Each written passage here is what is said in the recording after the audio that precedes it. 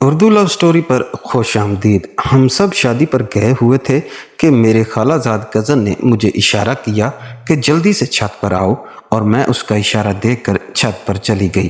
جب میں چھت پر پہنچی تو وہ میرے ساتھ غلط حرکتیں کرنے لگ گیا اور پھر زبردستی میرے چہرے اور گردن پر کسز کرنے لگ گیا، اور یہ سلسلہ سر سے پاؤں تک چلا گیا۔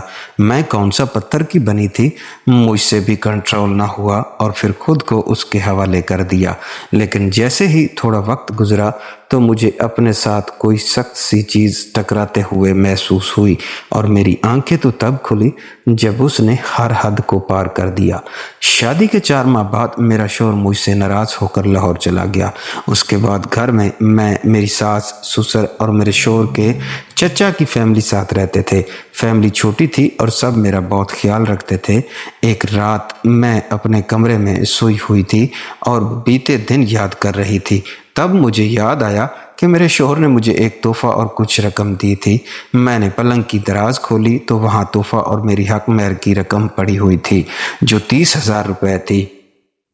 جب میں نے تحفہ کھولا تو اس میں ایک سمارٹ فون تھا، جسے دیکھ کر میں بہت خوش ہوئی کیونکہ مجھے اس کی ضرورت تھی۔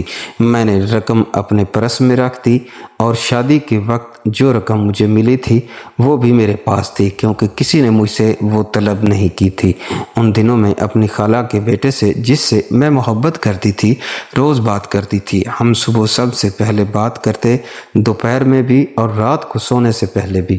کچھ دنوں بعد اس نے کہا کہ اسے کچھ پیسوں کی ضرورت ہے اور وہ بعد میں واپس کر دے گا، تو میں نے اس سے پوچھا کہ کتنے پیسے چاہیے، تو اس نے کہا 20,000۔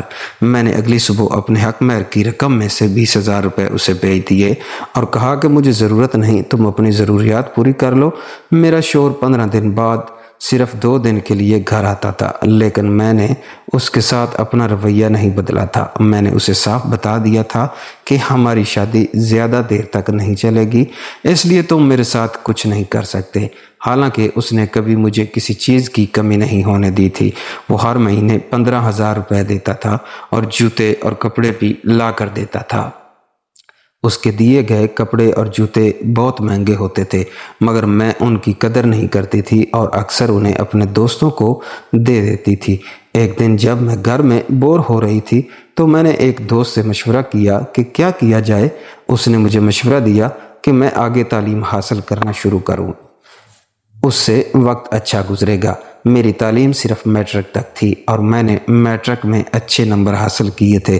میں نے اپنی ساس سے کہا کہ میں آگے پڑھنا چاہتی ہوں، لیکن اس نے صاف انکار کر دیا۔ جب میں نے اپنے شوہر پر دباؤ ڈالا تو وہ مان گیا اور اس نے اپنی ماں کو بھی راضی کر لیا۔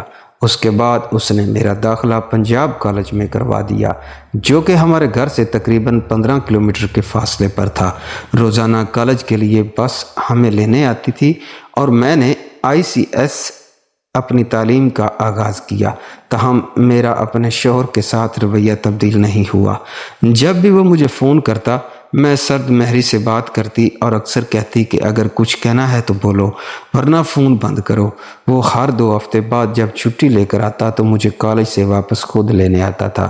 کالج میں میری 2-3 لڑکیوں سے دوستی ہو گئی تھی، لیکن وہ میری ازدواجی زندگی کے بارے میں نہیں جانتی تھیں۔ جب بھی وہ مجھے کالج سے لینے آتا میری دوستیں کہتی تھیں کہ تمہارا شوہر بہت اچھا ہے، کتنا خیال رکھتا ہے، تمہارا قسمت والوں کو ہی ایسے ساتھی ملتے ہیں۔ میں بس یہی کہتی کہ ہاں ٹھیک ہے۔ حالانکہ ہماری شادی کو 3 مہینے گزر چکے تھے، میں نے کبھی اسے اپنے قریب آنے نہیں دیا۔ اگر کبھی اس نے کوشش بھی کی تو میں نے اسے روک دیا اور ہر بار انکار کیا۔ البتہ اس نے کبھی مجھ پر زبردستی کرنے کی کوشش نہیں کی تھی۔ جب ہماری شادی کو 4 مہینے گزرے تو میری دوسری پھوپھو، جو بہاولپور میں رہتی تھی، ان کی بیٹی کی شادی طے ہو گئی۔ میرے شوہر کے خالہ کے ساتھ اچھے تعلقات تھے اور وہ اسے اپنا بیٹا مانتی تھی۔ اس کا بیٹا بھی میرے شوہر کا قریبی دوست تھا۔ میرے شوہر نے فون پر مجھ سے پوچھا کہ کیا تم بھی شادی پر چلو گی؟ میں نے کہا نہیں، میں پڑھائی میں مصروف ہوں، تم چلے جاؤ۔ جب میری خالہ کے بیٹے، جس سے میں محبت کرتی تھی، مجھے بتایا کہ وہ بھی اپنی ماں کے ساتھ شادی پر آ رہا ہے، تو میں نے فوراً اپنا ارادہ بدل لیا اور کہا کہ میں بھی شادی پر جاؤں گی۔ اس نے کہا کہ وہ میرا انتظار کرے گا۔ اس رات میں نے اپنے شوہر کو فون کیا اور بتایا کہ میں بھی شادی پر جانا چاہتی ہوں۔ شادی میں میری ساس اور میرا شوہر 3 دن پہلے ہی پہنچ گئے تھے۔ میری خالہ ابھی تک نہیں آئی تھی، وہ اگلے دن آئی۔ اپنی محبت سے میری 2.5 سال بعد بالمشافہ ملاقات ہو رہی تھی۔ میں اسے ایک کمرے میں ملی اور ہم نے ایک دوسرے کو گلے لگایا۔ اب ہم ایک دوسرے کے سامنے تھے، جبکہ میرا شوہر اپنے کزن جو اس کا دوست بھی تھا کے ساتھ مصروف رہتا تھا۔ میری محبت یعنی میری خالہ کا بیٹا جب تنہائی میں ہوتا تو مجھے غلط انداز سے چھوتا، جسے میں ابتدا میں انجانے میں نظر انداز کرتی رہی، لیکن اس بار اس نے حد پار کر دی اور اس کا یہ رویہ تب میرے لیے ناقابل برداشت ہو گیا جب اس نے بے شرموں کی طرح مجھ سے جسم کی ڈیمانڈ کر دی، اور ساتھ ہی اس نے مجھے طعنہ دیا کہ ایسا میں نے تجھے اس لیے کہا ہے کیونکہ تمہارا شوہر تو اس قابل ہے نہیں، جس پر میں نے جواب دیا کہ میں نے اپنے شوہر کو اپنے پاس نہیں آنے دیا تو اس کا یہ مطلب نہیں کہ میں تمہارے نیچے لیٹ جاؤں۔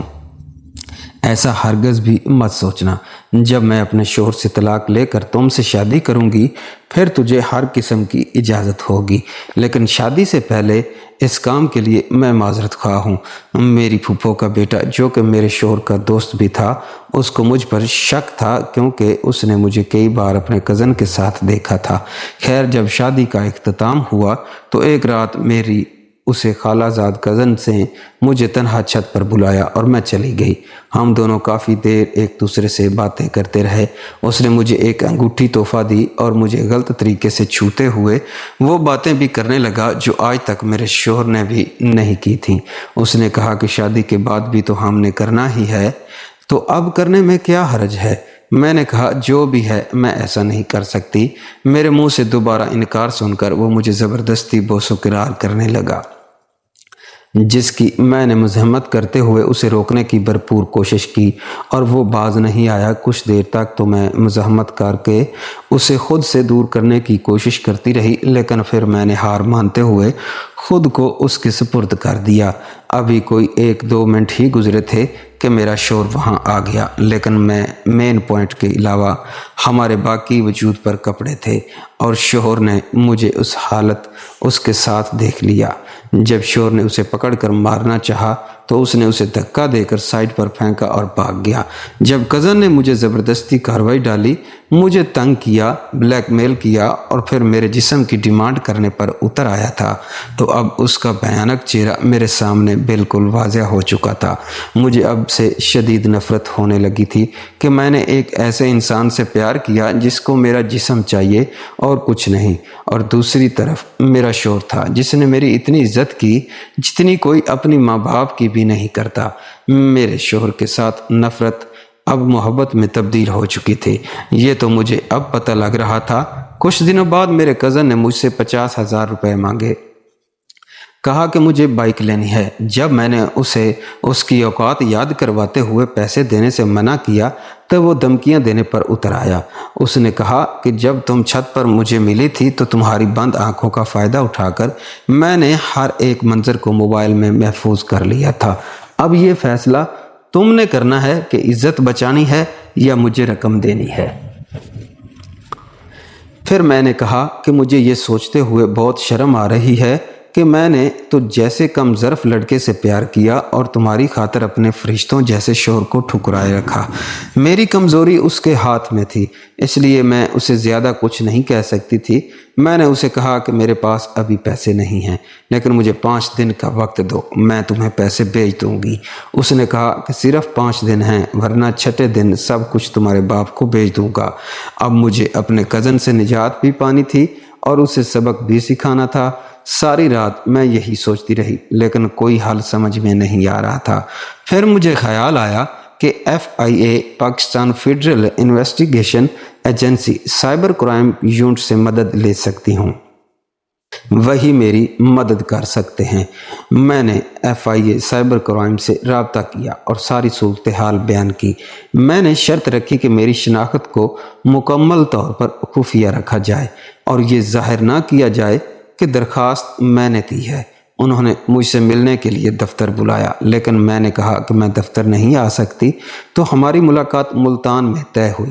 وہاں 2 افسران تھے جو بہت ایماندار اور مددگار لگے۔ پھر میں نے ان افسران کے سامنے اپنے کزن سے بات کی اور تمام ثبوت ان کے حوالے کر دیے۔ انہوں نے مجھے یقین دلایا کہ 2 دن کے اندر وہ گرفت میں آ جائے گا۔ میں نے ان سے درخواست کی کہ جب وہ گرفتار ہو جائے تو اس کے موبائل سے تمام ثبوت مجھے بھی دیجیے گا، اور ایک آخری بار میری اس سے بات ضرور کروائی جائے۔ انہوں نے کہا کہ ٹھیک ہے، آپ کی بات پر کارروائی کی جائے گی، لیکن ثبوت کچھ عرصے بعد دیے جائیں گے۔ میں واپس گھر آ گئی۔ 3 دن بعد میرا cousin FIA cyber crime security کے ہاتھوں گرفتار ہو گیا، اور افسران نے اپنے وعدے کے مطابق میری اس سے بات بھی کروائی۔ تب میں نے کزن کو کہا، میں نے تو تم سے بے حد سچا پیار کیا اور تمہاری خاطر اپنے شوہر سے لڑتی رہی، لیکن تم نے مجھے اس سب کا کیا صلہ دیا؟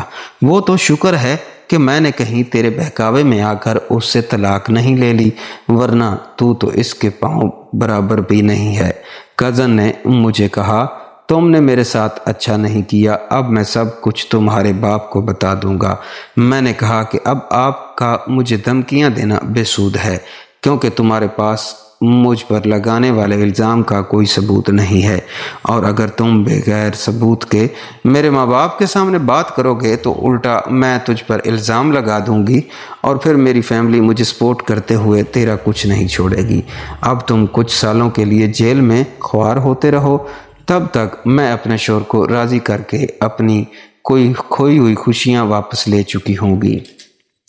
پھر اس نے مجھے دوبارہ دھمکاتے ہوئے کہا کہ میں تجھے چھوڑوں گا نہیں، بس اس دن کا انتظار کرنا جب میں یہاں سے باہر نکل آؤں گا۔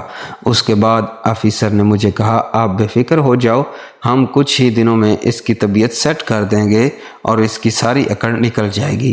میں نے انہیں روکتے ہوئے کہا کہ اس پر تشدد مت کرنا، بس اسے جیل کی قید تک ہی محدود رکھیں، یہی بہت ہے۔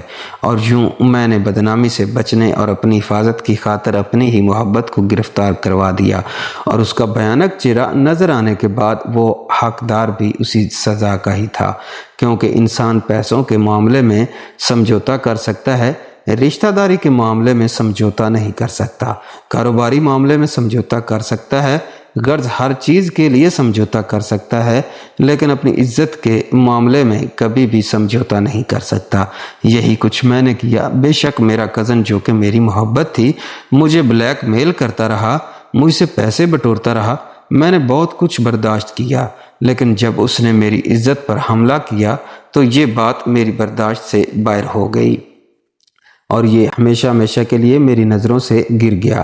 کزن کا پیدا کیا ہوا میرے دل میں جو خوف تھا وہ ختم ہو گیا۔ اب میری کزن کا خیال تک میرے ذہن سے نکل رہا تھا۔ اب جو میں نے اپنے شوہر کے ساتھ کیا تھا، اب مجھے اس پر شدید پچھتاوا ہو رہا تھا۔ میں جب بھی کبھی رات کو تنہا بیٹھ کر اپنے ماضی کو یاد کرتی تو اپنے کیے پر مجھے رونا آ جایا کرتا تھا۔ میں سوچتی تھی کہ کیا قصور تھا میرے شوہر کا، جو میں نے اس پر اتنا ظلم کیا؟ کیا اس کا یہی قصور تھا کہ اس نے مجھ سے پیار کیا، اور اس کا صلہ میں نے کیا دیا؟ جب بھی مجھے کسی چیز کی ضرورت محسوس ہوئی، اس نے پوری کی۔ باپ کی شفقت کے بعد جس نے میری حفاظت کی وہ میرا شوہر تھا، جس نے میری تمام ضرورت پوری کی وہ میرا شوہر تھا، جس نے ہر مشکل وقت میں میری مدد کی وہ میرا شوہر تھا، اور میں نے ان سب کے بدلے میں کیا دیا؟ صرف دھوکہ۔ یہاں تک کہ اس نے با اختیار ہوتے ہوئے بھی میری مرضی کے بغیر مجھے چھوا تک نہیں۔ میرا شوہر لاہور میں جاب کرتا تھا، جو کہ ہمارے علاقے سے 7 گھنٹے کی مسافت پر تھا۔ جب میں نے 4 ماہ گزرنے کے بعد بھی اسے قریب نہ آنے دیا تو ایک دن فون پر اس نے باتوں باتوں میں مجھے کہا کہ تم سوچ رہی ہوگی کہ جب انسان کو گھر کی نعمتیں میسر نہ ہوں تو وہ باہر منہ مارتا ہے، لیکن تم اس کی بھی فکر نہ کرنا کرو، میرے دل میں صرف آپ کا ہی ہے بسیرا ہے، کسی اور کی گنجائش نہیں ہے۔ سچ میں اگر اس درویش شخص کی جگہ کوئی اور ہوتا تو وہ نہ صرف میرے ساتھ زبردستی کرتا بلکہ مجھے بدچلن اور مجازی خدا کی نافرمان قرار دیتے ہوئے ظلم کے پہاڑ توڑ دیتا، لیکن اس نے میری بے حسی اور کوتاہیوں کو نہ صرف برداشت کیا بلکہ اسے مکمل رازداری کے ساتھ اپنے والدین سے بھی پوشیدہ رکھا، اور اس بار بھی اس نے شادی پر جو جان لیوا منظر دیکھا وہ بھی اس نے اپنے والدین سے چھپا کر سینے میں راز کی طرح دفن کر لیا۔ وہ تو بیچارہ اس دن سے روز جیتا اور روز مر رہا ہے۔ وہ ہر لحاظ سے ہی ایک اعلیٰ ظرف مرد ثابت ہوا۔ سچ میں یہ اسی کی ہمت اور دل گردہ تھا جو یہ سب برداشت کر گیا۔ خیر، اب مجھے کسی بھی طرح اپنے شوہر کے آگے اپنے کھوئے ہوئے وقار اور عزت کو حاصل کرنے کے لیے اس کا بھروسہ جیتنا تھا۔ اب اس سے مجھے معافی مانگنی تھی، جبکہ میرا شوہر اس وقت مجھ پر شدید برہم ہو کر بغیر مجھے بتائے اور بات کیے واپس لاہور جاب پر چلا گیا۔ میں نے اپنے شوہر کی بہت منتیں کی کہ پلیز واپس آ جاؤ، لیکن وہ نہ آیا اور فوراً فون کاٹ دیتا۔ کال بھی وہ بہت مشکل سے اٹھاتا تھا۔ اب تو یہ بات میرے والدین بھی نوٹ کر رہے تھے اور سسرال والے بھی۔ باپ مجھ سے بار بار پوچھتا کہ بیٹی تم نے اپنے شوہر سے ایسی کیا بات کی ہے یا کیا غلطی کی ہے جو وہ تجھ سے بولنا پسند نہیں کرتا اور اتنے عرصے سے گھر بھی نہیں آیا اور تم ابھی تک امید سے بھی نہیں ہوئی، وغیرہ وغیرہ۔ اب ہم دونوں کے درمیان اختلافات بہت شدید اختیار کر چکے تھے۔ شوہر نے مجھے یہاں تک دھمکی دے دی کہ میرے آنے کا تم انتظار کرنا، کیونکہ بس میرے آنے کی دیر ہے اور تجھے میں طلاق دے کر رخصت کر دوں گا اور معافی کی کوئی گنجائش نہیں۔ ایک وقت تھا کہ میں اس شوہر سے خود طلاق چاہتی تھی، جبکہ وہ کسی صورت بھی مجھے طلاق دینے کے لیے راضی نہیں ہوتا تھا، اور اب وقت نے پلٹا کھایا اور یہی شوہر مجھے طلاق دینے کے لیے باضد ہو گیا۔ میں نے انہیں اپنی وفا کا بہت یقین دلایا کہ میں تو مر سکتی ہوں لیکن آپ سے جدا نہیں ہو سکتی، پلیز میرا یقین کرو۔ اس کزن کا بھیانک روپ دیکھ اور آپ کی شفقت کا موازنہ کر کے مجھے آپ سے بہت محبت ہو چکی ہے۔ جو بھی ہوا وہ ماضی کا حصہ بن چکا ہے۔ اب میرا دل صرف آپ کے لیے ہی دھڑکتا ہے۔ خدا کا واسطہ ہے مجھے معاف کر دو اور ایسا سلوک نہ کرو۔ اور مجھ سے زبردستی کرنے کے جرم میں اس کزن کو سزا بھی دلوا چکی ہوں، لیکن میں نے اپنے شوہر سے بلیک میلنگ والی بات چھپائی رکھی، مگر افسوس میرے یہ تمام ترلے اور واسطے بے سود ثابت ہوئے۔ خیر، اب عید الاضحیٰ قریب آ رہی تھی۔ میرے والدین اور گھر والے سب پوچھ رہے تھے کہ آپ کا شوہر کب آئے گا۔ میں نے اندازہ لگا کر کہہ دیا کہ وہ اس عید پر آئے گا، لیکن تب میری جان نکل گئی جب میرے شوہر نے عید پر بھی گھر آنے سے صاف انکار کر دیا۔ میں نے پھر سے اس کے آگے لاکھ ترلے ڈالے، لیکن وہ کسی بات پر نہ آیا، اور یہ عید مجھے تنہا ہی روتے بلکتے گزارنی پڑی۔ اور عید کے بعد میری فیملی کا مجھ پر دباؤ بڑھ گیا کہ ایسا کیا ہوا کہ تمہارا شوہر نہیں آیا اور تمہارے درمیان کون سی ناراضگی ہے، لیکن میرے پاس کہنے کو کچھ نہ ہوتا۔ پھر عید کے بعد میں کافی بیمار پڑ گئی، لیکن میرے دل میں ایک امید کی کرن تھی کہ شاید شوہر کا غصہ وقتی ہے اور وقت گزرنے کے ساتھ ساتھ سب ٹھیک ہو جائے گا، لیکن مجھے کیا پتہ تھا میں اب اسے ہمیشہ کے لیے کھو چکی ہوں۔ خیر، جب عید الاضحیٰ قریب آئی تو وہ گھر آنے کے لیے مان گیا۔ میرے بھی مرجھائے ہوئے چہرے پر خوشی لوٹ آئی اور میرا شوہر عید سے 5 دن قبل گھر پہنچا، لیکن وہ میرے لیے اس بار کچھ بھی نہیں لایا تھا، نہ کپڑے اور کچھ بھی میرے لیے نہیں لایا تھا۔ پہلی رات وہ جلدی سو گیا۔ میں نے بھی اسے کچھ نہیں بولا کہ شاید وہ سفر کی تھکاوٹ کی وجہ سے سو گیا۔ دوسرے دن دوپہر کے وقت مجھے اس سے بات کرنے کا موقع ملا تو میں نے اس سے معافی مانگی اور اس کے سامنے رونے لگی کہ میں نے جو کچھ بھی آپ کے ساتھ کیا مجھے معاف کر دو۔ شوہر نے جواب دیا، کسی چیز کی معافی؟ تم نے کیا کیا؟ تم معافی کیوں مانگ رہی ہو؟ میں نے کہا، میں ہمیشہ تمہیں تمہارے حق سے محروم رکھتی رہی، لیکن اب آپ جب چاہیں اپنا حق وصول کر سکتے ہیں اور آپ کو مکمل اختیار دیتی ہوں۔ میں تمہاری محرم ہوتے ہوئے بھی آپ کے ساتھ نامحرم کی طرح رہی، لیکن اب میں آپ کو دلی طور پر محرم تسلیم کرتی ہوں۔ لیکن شوہر نے کہا، اب نہیں ایسا ہو سکتا۔ اس وقت بات اور تھی اور اب اور ہے، سب ملیا میٹ ہو گیا، بس اب ہمارے درمیان صرف طلاق ہی ہوگی۔ اب میں تمہیں قبول نہیں کر سکتا، میری نظر میں اب تمہاری دن کا برابر بھی حیثیت نہیں ہے۔ اس نے مجھے اپنی نظروں سے دور ہو جانے کا کہا اور جو عید کے لیے چھٹیاں لے کر آیا تھا اس میں وہ میرے قریب ہوتے ہوئے بھی مجھ سے کوسوں دور رہا، اور یہ عید بھی گزشتہ عید کی طرح میری سسکیاں لیتے ہوئے گزر گئی۔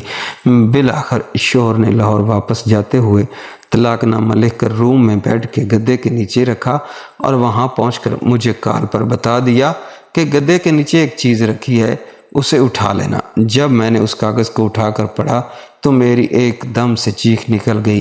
میرے تو جیسے دنیا ہی اجڑ کر رہ گئی، اور اس سب کی ذمہ دار میں خود تھی۔ شوہر کا اس میں کوئی قصور نہیں تھا، اور بالآخر میں اپنے والدین کے گھر تک محدود ہو کر رہ گئی، اور خود کو اس دنیا میں ایک بوجھ تصور کرنے لگی۔ اور کوئی پل بھی ایسا نہیں گزرا تھا جب مجھے اپنے کیے پر پچھتاوا نہ ہوتا۔ پھر کچھ ہی مہینوں بعد میرا شوہر دوبارہ چھٹی سے واپس آیا اور میرے والدین کے گھر پہنچ گیا۔ اس کے ساتھ ایک مولوی صاحب بھی تھے، جس نے فتویٰ دیا کہ آپ کے شوہر نے اقرار کیا ہے کہ نہ میں نے اپنی بیوی کو منہ سے طلاق دی تھی اور نہ ہی اسے دل سے دی تھی، بس اسے سبق سکھانے کے لیے ایک کاغذ پر چند الفاظ لکھے اور چلا گیا۔ لیکن میرے والد نے اس مولوی سے کہا کہ میں اتنی آسانی سے اپنی بیٹی کو نہیں بھیجنے والا، مجھے اس شرعی معاملے میں مزید چھان بین کرنے کا موقع دے۔ پھر میرے والد نے اور بھی بہت سے علماء کرام سے فتویٰ لیا، اور بالآخر ہم دونوں پھر سے ایک دوسرے کی زندگی میں واپس لوٹ آئے۔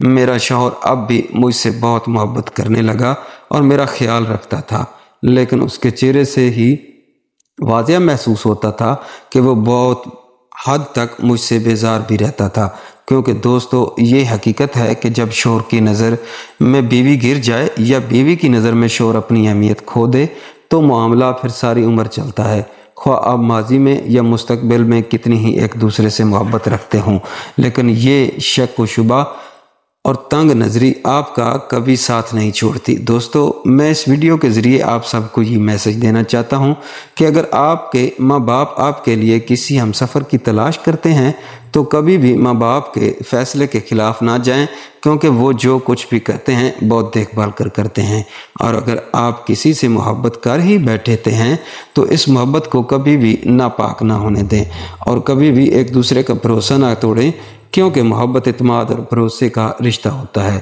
اور اعتماد اور بھروسے سے کسی کو سزا نہیں دینی چاہیے بلکہ اس کا صلہ دینا چاہیے۔ اور جب آپ ماں باپ کی مرضی سے کسی کی زندگی میں آ جائیں یا کسی کو اپنی زندگی میں لے آئیں تو اس سے کبھی بھی منافقت کا رویہ نہ رکھیں، ورنہ یہ اٹل حقیقت ہے کہ برائی کا انجام ہمیشہ برا ہی ہوتا ہے۔